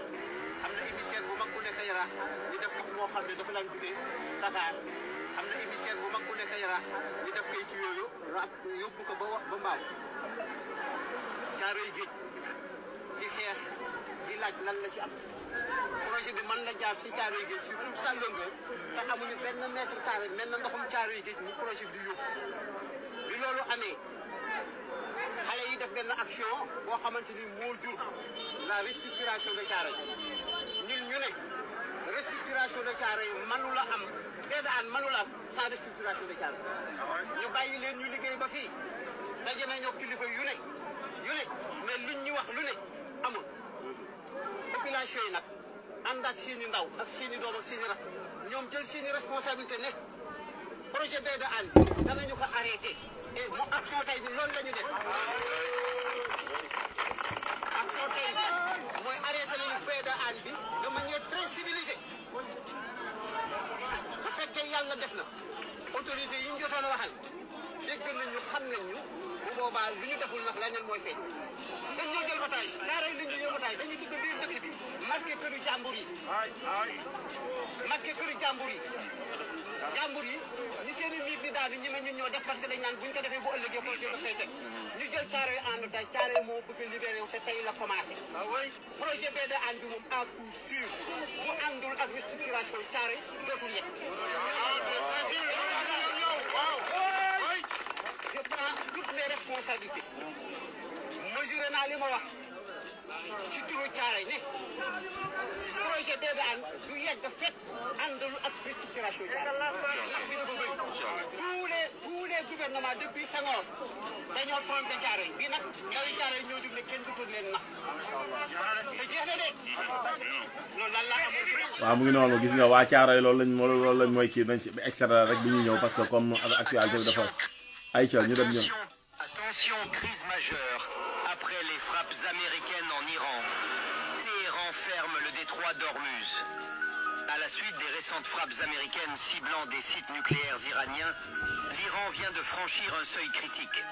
Ce matin, à 9h15 heure de New York, plusieurs pétroliers ont fait demi-tour après la décision du Parlement iranien de bloquer le détroit d'Ormuz, passage stratégique pour 20% du pétrole mondial. Les prix du baril pourraient s'envoler. Dans un contexte explosif, l'ex-président russe Dimitri Medvedev affirme que plusieurs pays sont prêts à fournir directement à l'Iran des têtes nucléaires. Une déclaration qui attise les craintes d'escalade. Parallèlement, la Russie, la Chine et le Pakistan ont déposé à l'ONU une résolution exigeant un cessez-le-feu immédiat et sans condition au Moyen-Orient, marquant un front diplomatique contre les États-Unis et leurs alliés. La communauté internationale retient son souffle. Cette fermeture du détroit pourrait déclencher une crise économique et sécuritaire sans précédent. Restez connectés pour les prochaines mises à jour. Aïcha mu ngi noonu kon mu ngi noonu loolu mooy li xew ci kii bi Aïcha ñu dem jëli ji sunu père Adama. C'est le Wondeelu Time. Sénégalais. Wondeelu Time. Adama Gaye, je vous invite à faire le Wondeelu, le Tambambal, le Taxawaalu parce qu'on est gouverné par des gens qui sont passés maîtres dans l'art de nous mener vers nulle part. Comme xamuñu fu ñu jëm comme foofu li ñu dese mooy ñu Wondeelu rek.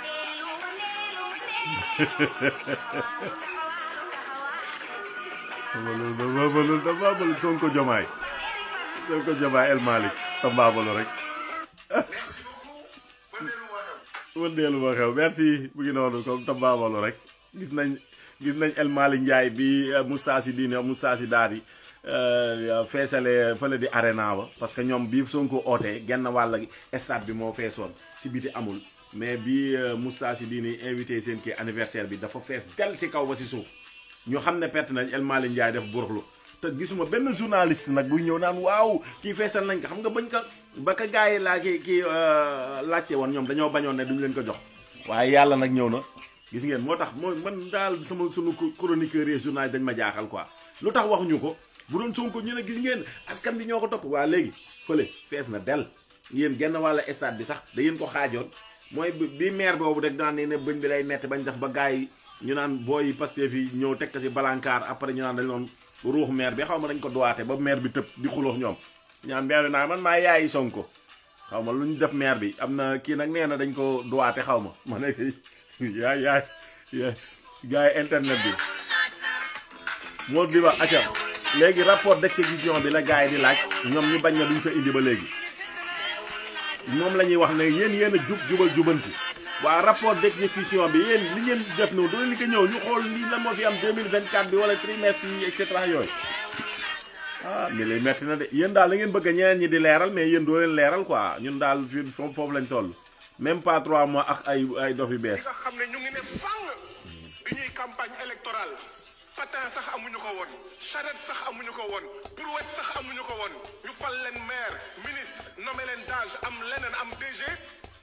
même pas ñetti weer juróom benn weer ñu lay romb ak ñu pëndal la ak oto yoo xam ne ñu ne moo ko moom du oto état këram la. yéen la rek yéen kon de yéenay sàcce yu bees yi. l'impunité des grands entraîne l'incivisme des petits. sàcce yu bees yi jubal jubbanti kon mu ngi noonu de yéen la de seen biir la comme ne yéen ku ko defoon ngeen ne ay sàcce lañ kon nag yéenay lan ay ca Chine. sang bi gis nga être présent sur le terrain di photo nekk ci WhatsApp ak def liggéey sérieux bi nga xam ne dans le fond yaa ngi impacté c'est totalement différent man je vois beaucoup de tappalekat ci biir gouvernement bi ñi nga xam ne liggéeyuñu ils sont même pas compétents pour mën a déployer mission yi leen jox. Sonko Diomaye am nañ compétence am na si ñoo xam ne peut-être am nañ bëgg-bëgg bi ils sont pas compétents. bëgg de man ute na bari ay bal man la tax a jam man a jamay tax a jam kuy rëbb da ngay ñemeñ ay ca yàlla na yàlla doolu suñu yàlla na yàlla doolu sutura acca ak na tonne moo fi doon wax Ibrahima bi moom compagnie sucrière sénégalaise joxe na fi xaalis joxe na fi 50 millions xaw ma ñaari yoon. kii lañu koy lañ na jàpp nañ ko aéroport Dakar Actu moo ko kan moo encaissé xaalis bi doomu xalif bi ku ñuy wax Moustapha Sy moo ne ndongu ci kaw ndax bàyyi may xalif bi rek mu ne ndongu ci kaw ndax léegi Sénégal moom ku Amadou Sall ni ngeen di xas doomu Macky Sall ji moom ak doomi xalif yi ñoo yem ku ci sa bàyyi falu nga ne ndongu ci kaw def ko ak nguuru li xew ci politique bi Amadou Sall doomu Macky Sall bi ngeen di xas ni muy def moom la doomi xalif yi ñoom ñëpp noonu la ñuy def ku ci sa bàyyi falu nga ne ndongu ci kaw di noos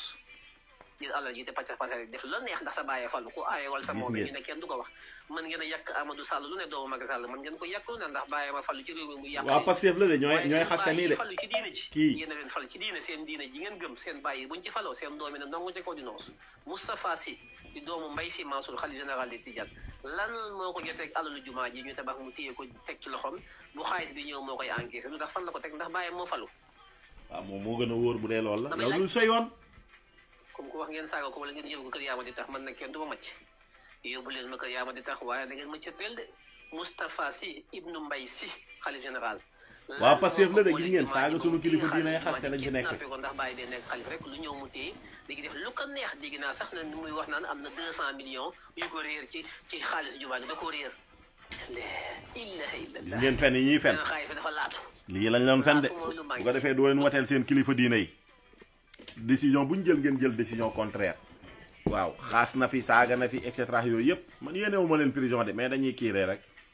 voilà yàlla ñu yàlla dool di jàmm dool li ñu sutura incha allah ñun moom dañ fi nekk pour rétablir la vérité incha allah voilà portable bi mu ngi sonné de mu ngi naan demal liggéey bi jot na waaw waa Pastef tam ñu ne kii tam ñu ne la demal liggéey de waa Iran waa Israël xoolal dañuy def interview ba bombay tàkkarnaase si la waaj a daw arrêté lépp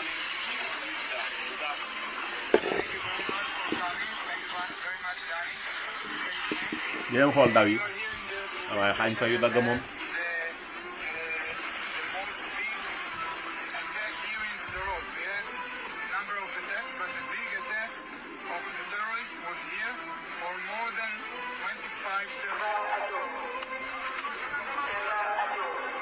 ñu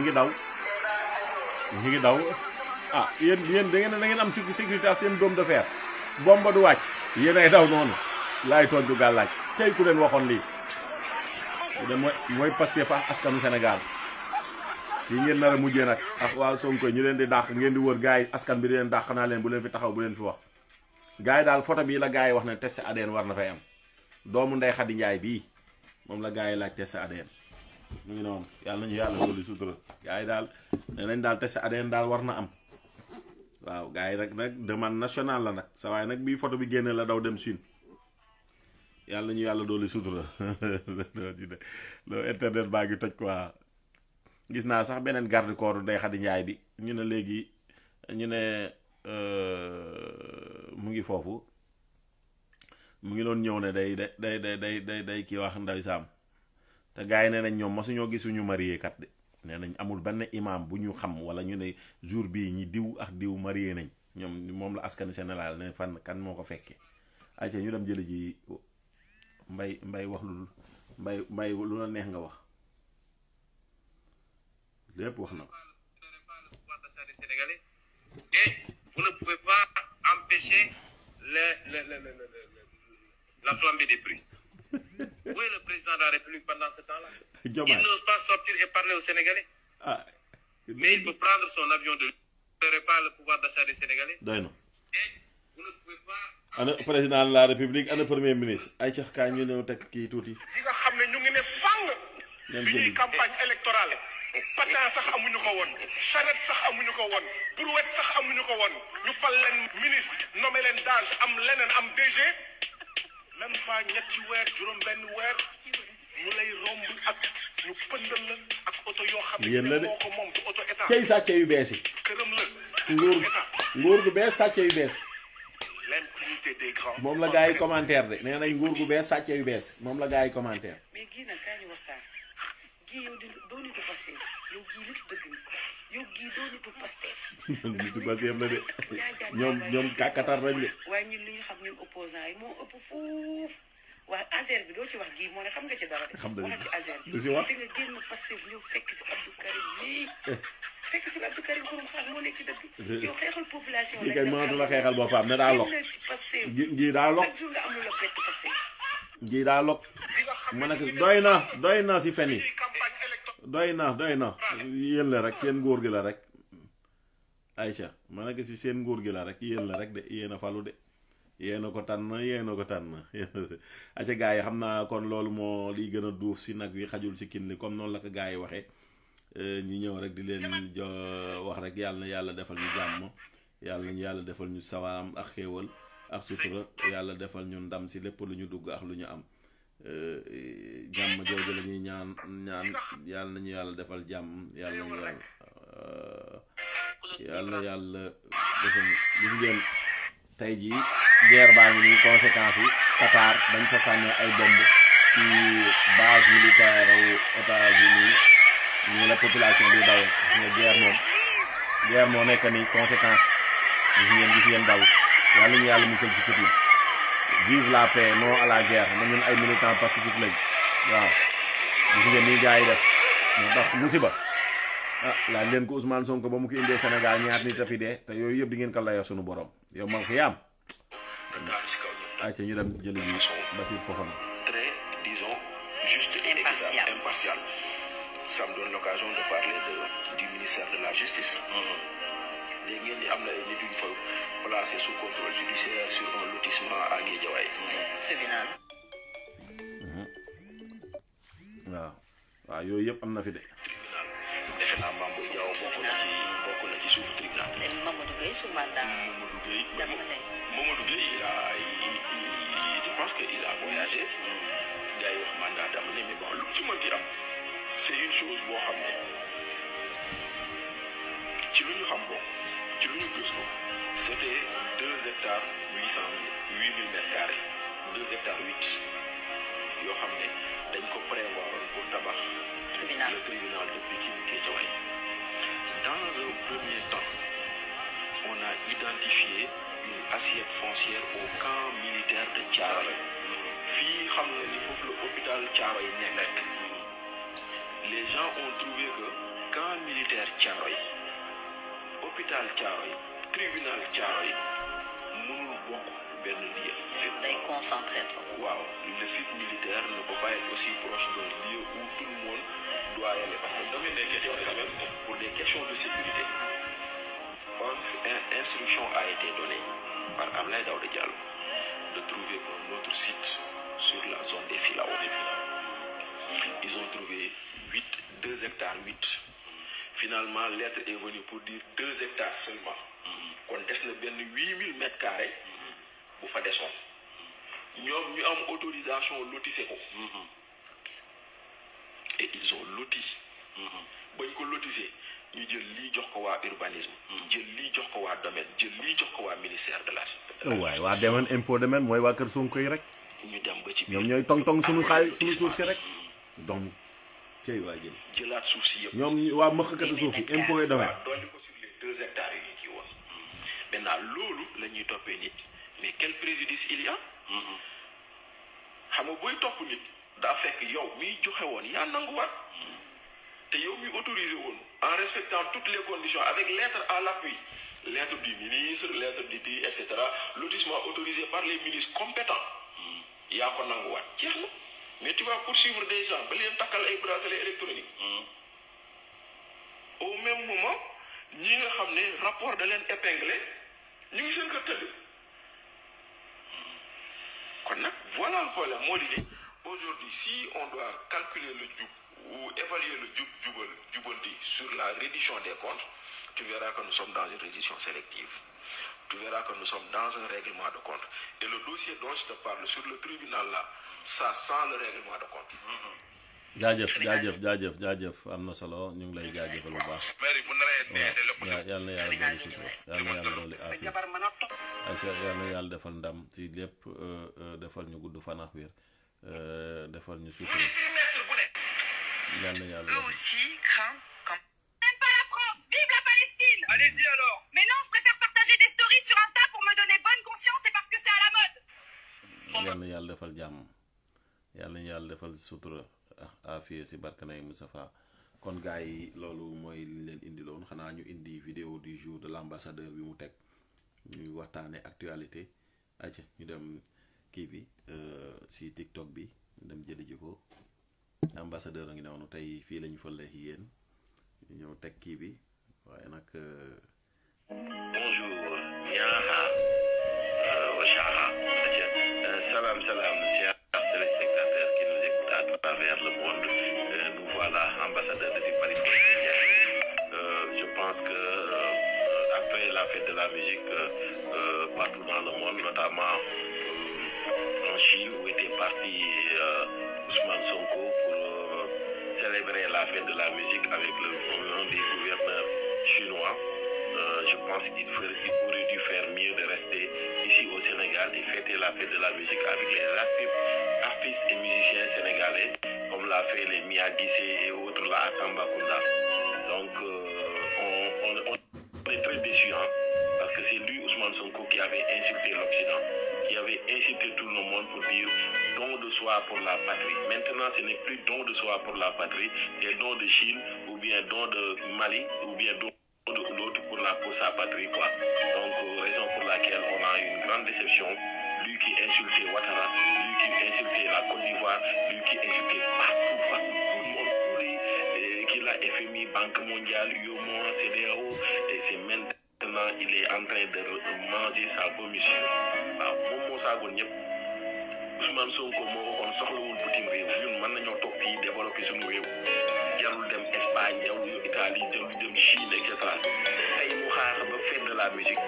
am benn kii mu ne ma fête de la musique lañ nekk sa waay foofu la ñëw xamante ne chaque année dañ koy célébrer ah moom mu ñëw foofu quoi ñu jël benn waay boo benn femme boo xamante ne genre kii bii lay way rek ñëw na leen dañ kaa waaye benn collaborateur bu nekk noonu jëm leen waaye ci biir mais nga ñëw lu toll ni Chine war la teeru ambassadeur moo la teeru ñaaw defet bu rëy say gouverneur ñoo xas àdduna ngi nii léegi yow lan lañuy laaj damay laaj am naa droit laaj la lan moo luy layu démb nga nekkoon fii di xas Chine xas américain yi xas tubaab yi xas waa bitim réew tey jii ngay dem di toppaat la nga doon xas ne yow mën nga développer Sénégal tu peux développer Sénégal sans se baser sur eux sans quémander sans aller demander de l'aide et que maintenant tu fais ça tu rentres en quatre pattes voilà le pays quand on est des incapables pour gouverner avant de gouverner vous êtes là à dire que oui nous on va pas faire ça on va changer les relations etc parce que bu ñu demee Chine ah ñoom tamit chinois bi fi ñëwee ñooy gagné marché yi te marché yooyu waroon nañu ko jox waa bitim sunu maçon yi fii et cetera bu dee entrepreneur am nañ fi bu dee et cetera en Afrique on commence par nous-mêmes et maintenant def nga 15 mois 16 mois plus d'1 an et bientôt 2 ans vous avez vu que vous avez échoué et que ces relations internationales là ça compte ñu naan ñu nañ wutal ban bombe nucléaire ko amul loo lekk nucléaire loo def ba ñi mën a lekk suñu biir 2 mois nga ñu waxoon 2 mois Ousmane Sonko yaa ñu ko waxoon naan wallahi 2 mois nga changé Sénégal teewul Pape saawaan et maintenant on a plus de 60 000 licenciés des gens licenciés dans tous les secteurs il y a des problèmes transport éducation santé environnement Jakarta Mani taillerie etc et vous êtes en train d'emprisonner qui que ce soit des voitures de 50 millions pour des députés que tu avais dit que tu allais supprimer une fois au pouvoir ne da nga koy supprimer loolu dootul am noonu ngeen jël di dugg ci TER bi de wala BRT bi 50 millions yooyu par ok bi mu coûté ñu 8 milliards et quelques amoon na feneen fu mu xaj caisse noire da nga waxoon wallahi Ousmane Sonko yaa ñu waatal ci alxuraan ne boo faloo caisse noire da nga koy supprimer. waaw laaj yaa ngi ko bàyyi 11 milliards président de la République 9 milliards yow sa bopp premier ministre 50 millions par semaine lañ wax xaw ma président assemblée nationale ngeen di guddaa daat ci alalu askan bi. amul leen yëmbale ci askan bi ñun lii la ñuy ñaxtu ñun waa Sénégal. ñun waa Sénégal lii la ñuy réccu tey presque 54% des électeurs pas des Sénégalais c'est des électeurs qui ont voté parmi les 7 millions qui étaient dans le fichier électoral tey lii la ñuy yëpp lii lañ tuggee Sénégal dugalee Sénégal teg ko ci ay des mains inexpertes incompétentes mais nag mos dem rek dégager mos leen ngeen dem xaar les compétents ñëw pour que doon ay bari na fi ñu ngi leen di wax problème mu ASER jéem leen ko leewal di tëj ay nit yu leen deful dara. libéré Abdou Nguer libéré Moustapha Diakhaté libéré Farba Ngom libéré Lat Diop Ablaye Ndiaye Assane Diouf et cetera ce gars yaa ngi fi nekk bi di saaga nit ñi di wax naka su dul noonu saaga ngeen kilifa diine yi kilifa aada yi saaga mag yi saaga ñëpp seen nit nag moom ku saaga ngeen wax ko dof la wala ku porte plainte du mujjee fenn dëkk bii la ngeen kii dëkk bu neex ngeen hérité tey jaxasi ngeen relation yëpp tas ngeen mbokk yi tas ngeen wëllëre yi tas ngeen yëpp àll bonni Pastef yàlla ñu yàlla musal si yéen ngeen gouverner dem dégager wane ngeen ne vous êtes incapable yéen a ko wax kon nag dem leen wasalaam Sénégal nag beneen yoon di ngeen xam ndax choix parce que du leen fekk ay gens yu compétents comme ay Idriss Seck wala ay Mamadou Ba wala ay kii ngeen dem jël ay genre gi xiis mbàcc yi dina ko teg seen bopp de ayca waaw ba mos leen dem xajal di ñëw di yar dëkk bi ak collègue yeneen gars yi yu dëkk bi neex allez secrétaire général ONU nag ñu ngi koy ñaanal mu nekk Macky Sall président Sénégal 2029 Idriss Seck amin ku ne amin yàlla nga gudd fan waaye. waaye moom dafa dem Chine wala Turquie dem jëli ñëw. loolu moom xasewaate. donc moom la ca Turquie war a am Chine wala nam ñoom am nañ ko ba noppi moom mu war a jël recette bi des. Ousmane Seck jeune député ziar naa la. mais léegi Turquie Chine. moo tax del tàmm di wax dëgg gaayen fi mu toll nii affaire bi dafa laa dal nag fi mu toll nii boo yëgoon di wax dëgg de waaw waxoo dëgg ba lii dal sa kaw ay ca décoration ambassadeur depuis Paris from Kër Ndiaye Lo par Rewmi France gars yi ndeysaan nii noonu xoleen ñoo ma sagal nii de yéen moom Rewmi France nag ñu ngi si en action pour élire président Idrissa Seck ñu Khalifa Gassama maa leen di nuyu Ibrahima Ndoye Abdourahmane Niane ak jigéen ñi ñoom Ndeye Marème Tina Bamba jaajëf yéen a ma décoré de maa leen liggéey rek c'est le travail tey ambassadeur daal moom la diaspora bi décoré noonu waaw booy wax lu baax di def lu baax moom lii rek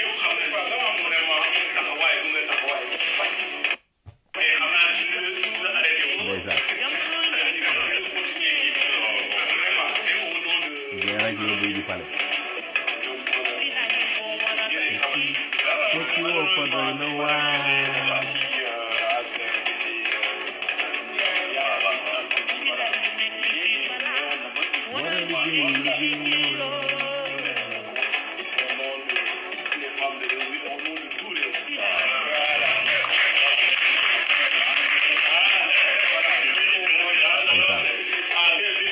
ambassadeur la ñuy décorer noonu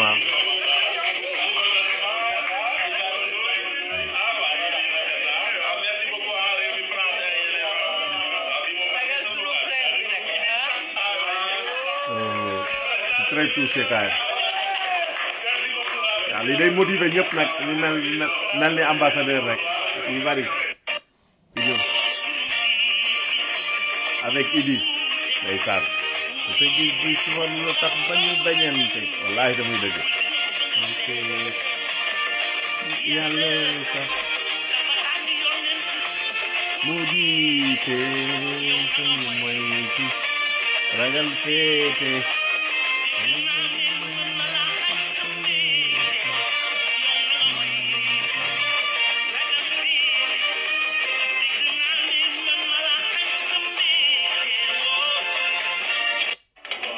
ayca mu ngi noonu kon nag mu ngi noonu ñun ñu lañ féetee mu ngi noonu l'homme d'état le futur président du Sénégal ayca gars yi bégg kay bu baax a baax ayca ñu dem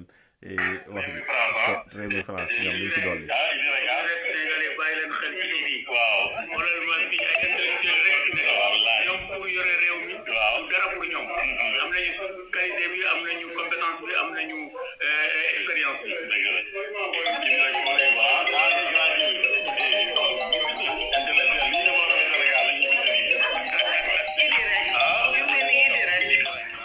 Aïcha ma dem jëli Babacar États-Unis moom mu xam naa participer vite fait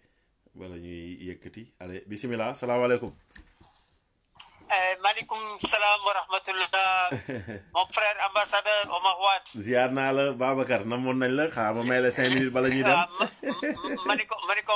Malero xam naa ni yaa ngi sa fin wu émission bi mais vraiment. waaw ak gëj a dugg bi donc ñu ngi di dugg di nuyu ñëpp ñi nga xamante ni ñoo lay suivre ci sa émission bi. merci di la féliciter vraiment je tenais ma woote tey pour féliciter la vraiment ci décoration bi la waa France defal. di la wax ni mérito gu sax lu ëpp loolu. c'est que merci beaucoup voilà yow c'est ça. ñun dañuy nekk parti Rewmi mais dañuy xeeb sax suñu cofeel ci président xeeb suñu cofeel ci parti Rewmi ndax yow ni nga mel engagement bi ñun dañuy toog sax di poser vous question est-ce que kii ni mu engagé yow ak ni mu mel ndax ñun mel nañu noonu alors que xam nañu suñu degré d'engagement ak degré cofeel bi ñu am jëmale ko ci président Idrissa donc vraiment toutes nos félicitations mérito nga sax lu ëpp loolu te lii ñu def ñun ñëpp lañ ko defal parti Rewmi yëpp lañ ko defal président Idrissa lañ ko defal defal ko Ali Saleh ak docteur Ndoye ak képp kuy dirigeant parti Rewmi rek lii waa France def président Idrissa lañ ko defal ak dirigeant wu parti bi ak même militant bi gën a jàppal ci parti bi parce que yow mérito nga kenn ku nekk ci ñun ñu jël dara décorer la mérito nga ko parce que sa taxawaay ci parti bi taxawaay boo xamante ni ñëpp rafetlu nañu ko ñëpp reconnaître nañu ko te ku nekk man day daf may dal damay xeeb sama cër ndax yow daf may dal ci yow vraiment toutes nos félicitations. Ça me va droit au cœur depuis 2002 2003 laa ànd ak Idriss Seck je pense que jàpp nañ leen ndaw la mais lu rëy la si man donc depuis plus de 20 ans 2003 2002 2003 ba léegi du lu ndaw quoi. Voilà donc ça me touche beaucoup hein. Bu ñu xoolee ñëpp ñu ñëw jigéen ñi ñëw na franchement sa engagement motivation boobu ba léegi moo tax ñun ñu dajale suñuy déep yëpp ñu ne la tey moom diaspora bi moom yeeg benn décoration la ñuy def yow lañ koy defal franchement keroog rek damay toog ça m'a trop touché di la suivre depuis Maroc xam nga gàddu valise bi avec les couleurs du parti campagne bi xam nga bon voilà tu te dis que non kii moom fi mu toll ci engagement est-ce que man toll naa fa mais tamit li lay soulager rek mooy nit ku nekk li la yàlla mën loo xëy na am na ñeneen ñoo xam ni xëy na bon en fait ñu ngi def leneen donc dafay li muy jàngale rek mooy ku ci nekk rek la nga mën pour promouvoir le parti def ci sa kéemtalaay kàttan parce que Idrissa dafa doon wax lu am solo loo xamante ni ñun ñëpp de manière quotidienne war nañ ci bàyyi yitte man day maa ngi ci ndax bërki démb rek ñetti nit yoo xamante ni Pastef la nekkoon indiwaat naa leen duma tàyyi duma kii ba bu ma ko mënee dinaa ko def voilà parce que président Idrissa li mu waxoon mu ni nañu ko wutal mu ni kenn militant bu nekk ci ñun nañu gàddu ñetti ndab yi fexe nuñ ko feesalee bis bu nekk loolu la président Idrissa sant moo tax boo déggee parfois nit ñi di wax ni parti bi dafa war a yëngatu parti bi dégguñu dirigeant bi pourtant Idrissa li ñu war a def ñu waxoon nañu ko nee na kenn ku nekk ci yéen na gàddu ñetti ndab yi fexe noo ko feesalalee nee na bis bu nekk nañu fexe wutal ko militant ku bees ci parti bi muy benn ndab ñaareelu ndab bi mooy nee na heure bu ñu xëyee nañ ko wutal borom xam-xam indil ko wallaahi moo tax réew mi borom xam-xam dëgg la voilà parce que réew mënuloo ko jiite ci lu dul xam-xam ñetteel bi mooy ñun bu kenn xeeb dara soo amee junni instance parti bi ñi yor koomu parti bi ñi yor gafaga parti bi boo ko ci yónnee pour parti bi la dëgg la xam nga parce que président Idrissa gis nga dafa am loo xamante ni mën naa bañ a citer tout Sénégal mais ñun moom la ñuy dund xam nga tey bu fekkente ni da ngay waajal nguur da ngay dem campagne pour bëgg noo jiitee Sénégal façon xaalis bu nekk nga encaissé ko billahi wallahi di nga jël nguur gi bëgg a gouverner mu tëll parce que chantage lañ lay dëkke suba ngoon guddeeg bëccëg président Idrissa loolu bu ko bëggoon am na ko à travers le monde mais Idrissa n'a jamais voulu prendre ce pays là di ko diriger ñu koy chantage ci quoi que ce soit dëgg la donc partant de là ñun les militants ñoo war ñu xam loolu ci moom ni du jël xaalis bu salte du jël xaalis boo xamante ni ëllëg si biir dinañ ko santaaj ci alalu Sénégal l'argent public du Sénégal Idrissa du ko mus a def donc ñun ñoo war a préparer wu déjà maintenant xam nga d'ores et déjà actuellement ni ñu préparé wu ku ci nekk ci ñun jàpp ni campagne bi war nga cee mën a def dara bu fekkente ni fii ak élection yi di ñëw militant bu nekk sax bu ñi am juróomi junni ñu jéem ko préparé ñi am fukki junni ñu jéem ko préparé ñu financer suñu campagne financer suñu bopp dans nos collectivités locales. C'est vrai. Mais il a déjà donné la sonnette d'alarme. kontaan naa si toog di xaar dara parce que ñun loolu mu ñu sant wutal ko chaque jour militant yu bees wutal ko ay borom xam-xam. seet tamit ay partenariat nu ñuy booloo nekk benn wut suñu koomu bopp boo xamante ni yow loolu yaa ngi koy def am naa écho yi fi campagne bii di ñëw am na loo financé Kër Ndiaye Lo nga répété ko la même chose ci élection yi di ñëw man ma répété ko Thiès keneen répété ko feneen keneen répété ko feneen loolu mooy financé suñu campagne mais bu ñu toog parce que liggéey bi santaane na ko bu yàgg dëgg la wallaay kontaan nañ bu baax a baax li ngay wax rek dafa am koo xamante ne comme ni nga ko waxee rek ni ngay recruter noonu dafa xool vidéo bi mu jëkkee ko mu ne ma ambassadeur mu ne ma ma nekk ambassadeur mu nekk mu ne ma kontaan naa si décoration bi mu ne ma gis nga geste bi ñu def man de à partir de tey jii nii sama carte élection yi di ñëw Idrissa Seck moo ko borom ndigee kontaan si geste bi ñu def décoré la parce que yow tu mérites comme ni nga ko waxee dafa mel ni sax loolu nga dégg wallahi azim mu ñëw wax ma loolu dama man ñii fi nekk man maa leen woteel waaye man tey jii mbégte mi dafa mel ni man lañ ko def mu ne ma vidéo yi boobu ba léegi maa ngi koy seetaan di si kontaan quoi ak ni fi mu toll nii fii gars yi defe ne kii te alors que il peut prouver buñ ko tegoon fii et cetera di wax lu baax si Idrissa Seck après ngay xool kooku démb xarab bi mu doon xarab wax ju ñaaw yi mu doon wax et cetera mais à travers une simple décoration mu xool ne ma man dama doon jàppane parti réew mi et cetera considération mais li ñu def tey jii nii mel ni ne man mii sax sama xol la dugg wallaay mu ne ma bokkuma ak yéen parti mais tey jii sama xol la dugg dafa jàpp ne sax dafay yeex commencé ma ne ko non loolu du dara man damay def te yàlla tax rek mu ne ma waaw jëndoo décoration ma ne ko jëndu ma ambassadeur la vérité c'est que képp koo xamante ni bëgg nga Sénégal bëgg développement Sénégal mais xoolal tey fan yi semaine bi yëpp xoolal Iran li mu réussir ci ay doomam technologie tey bi muy utiliser yëpp wallahi ay doomam c'est exactement c'est ce que Idrissa Seck a voulu pour les jeunes du Sénégal yaa ngi fàttalikul terrain boobu Université mondiale de la science waaw moom la sama xel bi ñëw Université mondiale de la science à Thiès xam ne mondial la oh waay yaa baax waay université bu mel noonu boobu ñoo la li waa Iran tey réussir moom la Idrissa bëgg réussir Allahu akbar technologie bi defar fi lépp pour les jeunes sénégalais pour que ñu am ay jeunes yoo xamante ne dañuy xarañ ci technologie ba lépp lu ñu bëgg a defar duñ ko jéggaani feneen loolu moo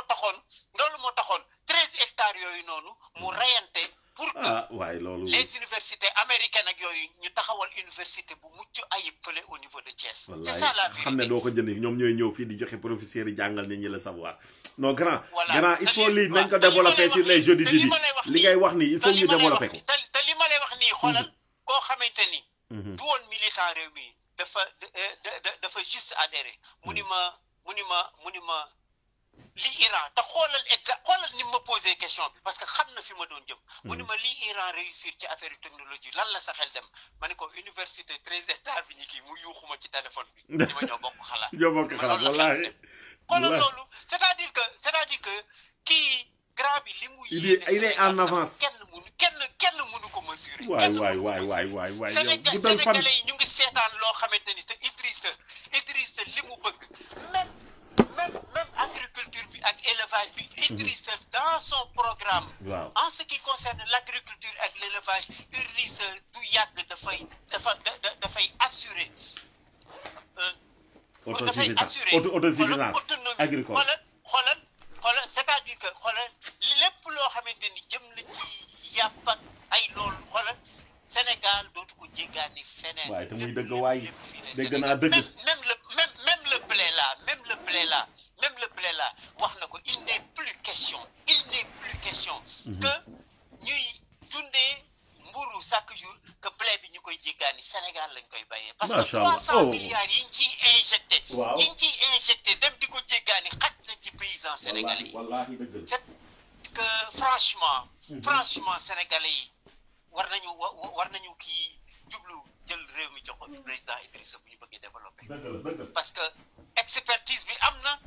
compétence bi am na. te vraiment xalaatam yi. li xew actuellement ni ci àdduna bi. tey taxawaayu Iran rek ñun ñëpp suñu xel ci loolu la dem. ci université bi bëggoon a taxawal Thiès. wallaahi. mais bon malheureusement Sénégal daal la ñu noonu quoi. ils ont mal compris. en tout cas kontaan nañ bu baax dommage na quoi.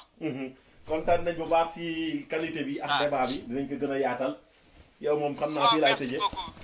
fii laay tëjee non li nga si wax sax baax na kontaan nañ si bu baax. sargal la woon rek ak kontaan ci sa décoration bi rek parce que xam nga ñun dañu mel ni tamit ñun lañ ko defal. waaw wallaahi jox naa la ko déjee naa la ko quoi jox naa la ko dédicace déjee naa la ko. waaw ñu ngi la koy féliciter merci beaucoup di la ci féliciter bu baax a baax. jaajëf ñi ko def tamit ñu ngi leen di les femmes de réew mi monde de réew mi de la président Idrissa lañ ko defal dirigeant parti yëpp lañ ko defal. merci beaucoup voilà, merci Babacar Wade depuis les États-Unis jaajëf subula salaam ay ca mu ngi noonu kon décoration bi adduna bi yëpp a ngi koy rafetlu muy waaw gis ngeen waaw kontaan nañu bu baax à la prochaine Idi président Idi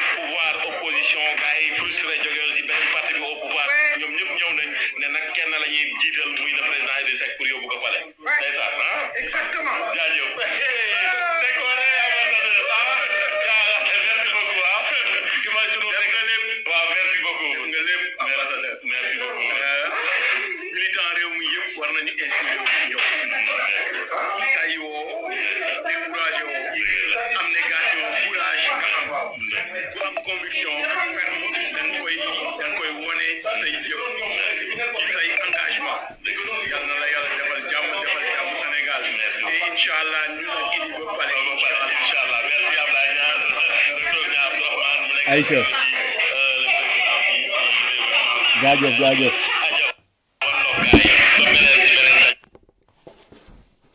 jaajëf kontaan nañ ambassadeur leen di bëgg